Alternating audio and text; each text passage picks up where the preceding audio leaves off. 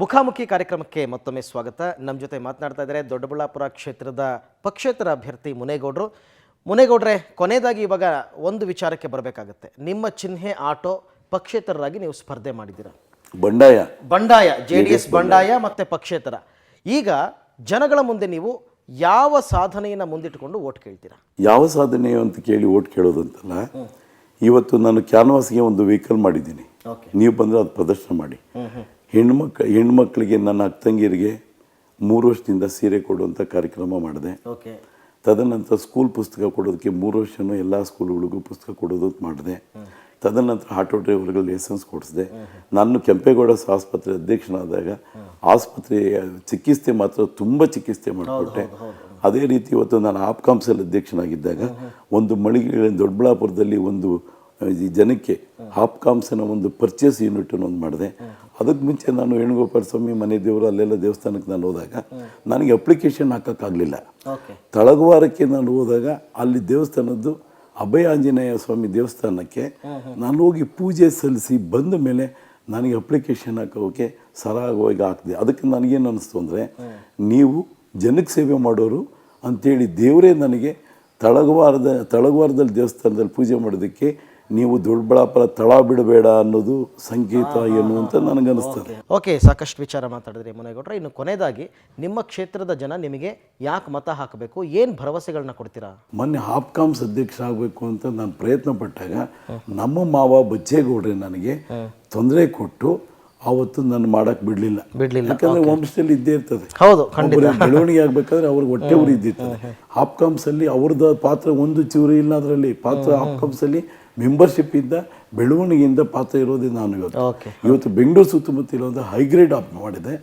ಹಿಂದೆ ರಾಮಸ್ವಾಮಿ ಇದ್ದಾಗ ನನಗೆ 10 ಕೋಟಿ ರೂಪಾಯಿ ಆಪ್ಕಾಮ್ಸ್ಗೆ ರಿಲೀಸ್ ಮಾಡಿದಾಗ ಡೆವಲಪ್ಮೆಂಟ್ಗೆ ಅಂತ ನಾನು ಮಾಡಿಕೊಟ್ಟೆ. ಆ ಡೆವಲಪ್ಮೆಂಟ್ ಮಾಡಿ ಇವತ್ತು ಆಪ್ಕಾಮ್ಸ್ ನೋಡಿದ್ರೆ ಒಳ್ಳೆ ಸುಂದರವಾಗಿ ನಡೀತದೆ. ಅದೇ ರೀತಿ ನಾನು ಒಕ್ಕಲಿ ಸಂಘದಲ್ಲಿ ನನ್ನ ಇವತ್ತು ಅಧ್ಯಕ್ಷರಾದಂಥ ಕೆಂಪೇಗೌಡ ಆಸ್ಪತ್ರೆ ಅಧ್ಯಕ್ಷನಾಗಿ ಮಾಡಿದಾಗಿನಿಂದ ಇವತ್ತು ನೋಡಿ ಆವತ್ತೊಂದು ಇವತ್ತಿಗೂ ಒಂದು ಮಾದರಿಯ ರೀತಿಯಲ್ಲಿ ಇವತ್ತು ಹಾಸ್ಪಿಟಲ್ನ ಬೆಳವಣಿಗೆ ಮಾಡ್ಕೊಂಡಿದ್ದೀನಿ. ಅದರಲ್ಲಿರುವಂಥ ಡಾಕ್ಟರ್ಗಳು ಅಷ್ಟೇ ನಿರಂತರವಾಗಿ ಸೇವೆ ಮಾಡುವಂಥ ಡಾಕ್ಟರ್ಸು ಇದ್ದಾರೆ. ಇವತ್ತು ದೊಡ್ಡಬಳ್ಳಾಪುರದಲ್ಲಿ ಏರ್ಪೋರ್ಟ್ ಹತ್ರ ಇರೋದ್ರಿಂದ ನಾನು ಒಂದು ಕಾನ್ಸೆಪ್ಟ್ ಏನಂದರೆ, ಅಲ್ಲಿ ಫಾರಿನನ್ಗೆ ಅಂತ ಗುಂಡುಮಗೆರೆ ಅಂತ ಹಳ್ಳಿ ಇದೆ. ಅಲ್ಲಿ ಸರಿ ಈಗ ಒಳ್ಳೆ 360 ದಿವಸನೂ ಒಳ್ಳೆ ನೀರಿರುತ್ತೆ. ಆ ನೀರಿರುವಂಥ ಜಾಗದಲ್ಲಿ ಶ್ರೀಕೃಷ್ಣನ ಒಂದು ಚಿತ್ರ ಮಾಡಿ ಅಲ್ಲಿ ಶ್ರೀಕೃಷ್ಣ ಒಂದು ಪ್ರತಿಷ್ಠಾಪನೆ ಮಾಡಿ ಅಲ್ಲಿ ಒಂದು 2 ಎಕರೆ ಜಾಗದಲ್ಲಿ ದನನ ಮಾರುವಂಥವ್ರು, ವಯಸ್ಸಾಗಿದೆ ದನ ಮಾರುವಂಥ ದನಗಳನ್ನೆಲ್ಲ ಶ್ರೀಕೃಷ್ಣ ಒಂದು ಆಶ್ರಮದಲ್ಲಿ ಗೋಶಾಲೆ ಥರ ಮಾಡಿ ಅದರಲ್ಲಿ ಬರುವಂಥ ಹಾಲನ್ನು ದೊಡ್ಡಬಳ್ಳಾಪುರದಲ್ಲಿರುವಂಥ ಮಕ್ಕಳಿಗೆ ಪ್ರತಿನಿತ್ಯ ಕೊಡಬೇಕು, ಉಚಿತವಾಗಿ ಕೊಡಬೇಕು ಅಂತ ಒಂದು ಯೋಚನೆ ಮಾಡಿದ್ದೀನಿ. ಮುಂದೆ ಅಲ್ಲಿ ನಾನು ಕೃಷ್ಣ ಅಷ್ಟಮಿ ದಿವಸ ನಾನು ಒಳ್ಳೆ ಕೆಲಸ ಮಾಡಿದ್ದೆ ಅವತ್ತು. ಅದೇ ರೀತಿ ಇವತ್ತು ದೊಡ್ಡಬಳ್ಳಾಪುರದಲ್ಲಿ ಇನ್ನೊಂದು ಏನು ಮಾಡಬೇಕು ಅಂದರೆ, ಶ್ರೀಶಕ್ತಿಯವರು ಇವತ್ತು ಅದೇ ಊರಿನಲ್ಲಿ ನೀರಿನ ಬವಣೆ ಜಾಸ್ತಿ ಕಷ್ಟ ಆಗಿರೋದ್ರಿಂದ ನಾನು ಇವತ್ತು ದೊಡ್ಡಬಳ್ಳಾಪುರ ಟೌನ್ಗೆ ನೀರು ಹೊಡಿತಾ ಇರೋದ್ರಿಂದ ಅವರು ನನ್ನ ಮೇಲೆ ಭಾರಿ ಆಸೆ ಇಟ್ಕೊಂಡವ್ರೆ, ನಿಮಗೆ ಮತ ನೀಡ್ತೀವಿ ಅಂತ. ಅದೇ ರೀತಿ ಇವತ್ತು ನಾನು ಏನು ಮಾಡಿದ್ದೀನಿ ಅಂದರೆ, ಇವತ್ತು ಪ್ರತಿಯೊಂದು ಹಳ್ಳಿನಲ್ಲೂ ಒಂದು ಮನೆಗೆ 8 ರೂಪಾಯಿ ಕಾಯಿನನ್ನು ಕಲೆಕ್ಟ್ ಮಾಡ್ತಾ ಇದ್ದೀನಿ. 8 ರೂಪಾಯಿ ಕಾಯಿನ್ ಕಲೆಕ್ಟ್ ಮಾಡ್ತಾರೆ. ಅದರ ಉದ್ದೇಶ ಏನಂದರೆ, ಇವತ್ತು 2000 ಅಡಿ ಬೋರ್ವೆಲ್ ನಾನು ಮೊನ್ನೆ 2 ಕಡೆ ಒಂದು ತುಮಕೂರು ಅಂತಿದೆ, ತುಮಕೂರಲ್ಲಿರೋಂಥ BJP ಕಾಂಗ್ರೆಸ್ ದಳದವ್ರು ಎಲ್ಲ ಬಂದು ನನ್ನ ಕೇಳ್ಕೊಂಡ್ರು. ಏನು ಕೇಳ್ಕೊಂಡೆ, ನಮ್ಮೂರಲ್ಲಿ ನೀರಿಲ್ಲ, ನೀವು ದೊಡ್ಡಬಳ್ಳಾಪುರದಲ್ಲೇ ಕೊಟ್ಟಿದ್ದೀರಿ, ಹಳ್ಳಿ ಕಡೆ ಬನ್ನಿ ಅಂತ ಹೇಳಿದಾಗ ನಾನು ಹೋಗಿ ಒಂದು ಪಾಯಿಂಟ್ ಮಾಡಿ ನೀರು ಬೋರ್ವೆಲ್ ಹಾಕ್ಸ್ಕೊಟ್ಟೆ. ಬೋರ್ವೆಲ್ ಹಾಕಿದ್ರೆ ಒಳ್ಳೆ ನೀರು ಸಿಕ್ತು. ಇವತ್ತು ಆ ಊರಿನವರೆಲ್ಲ ನಾನು ಹಾಕಿರೋ ಬೋರ್ವೆಲ್ಲಲ್ಲೇ ನೀರು ಕುಡಿತಾ ಇದ್ದಾರೆ.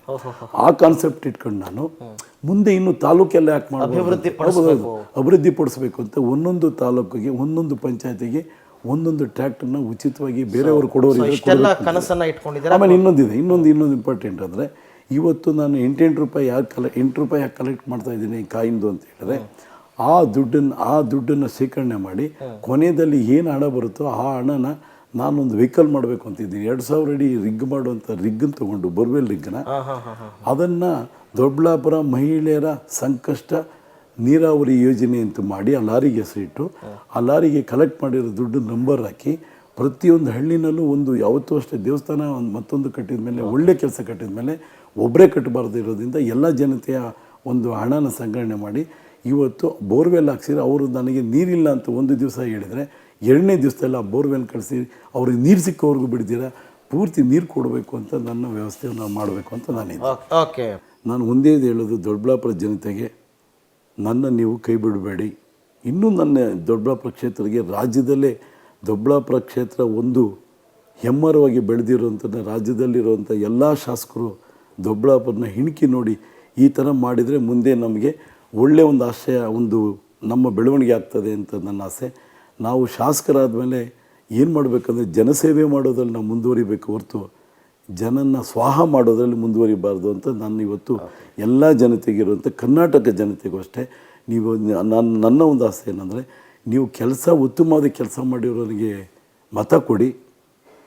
ಆದರೆ ಪಾರ್ಟಿ ಅಂದ್ಕೊಂಡು ಹೋಗಿ ಅಪ್ಪನಾಕಿ ದಾಲ್ದ ಮರ ಅಂತ ನೇಣು ಹಾಕ್ಕೊಂಡು ಸಾವಂಥ ಪರಿಸ್ಥಿತಿಗೆ ನೀವು ಹೋಗಬೇಡಿ.